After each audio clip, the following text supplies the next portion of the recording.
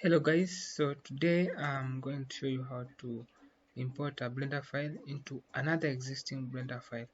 For example, in this Blender environment, I'm going to save a unique shape, and then I'll open a new Blender file and then import this current file into that Blender. So first, let me just try and create the simple shape. For example, come to edit mode, then maybe we can extrude this face. So we can select this face and then we extrude it, and then we can also bevel this shape a little bit. Yes, there is okay, and then maybe we can also extrude this part. That's okay. Then we can also extrude another one. Then we can extrude this one.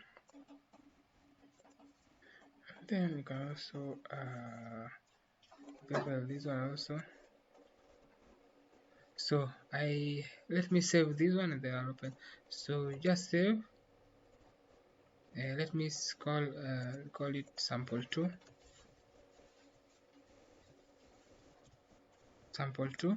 and then save Blender file.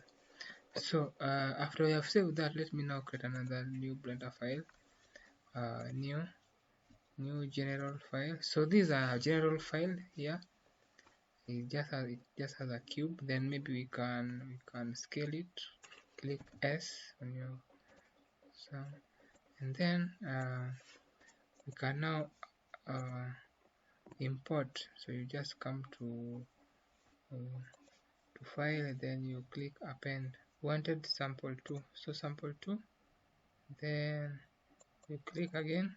Then since there are these new folder that are shown, you just have to, for example, for me, I'm going to choose I normally prefer the collection.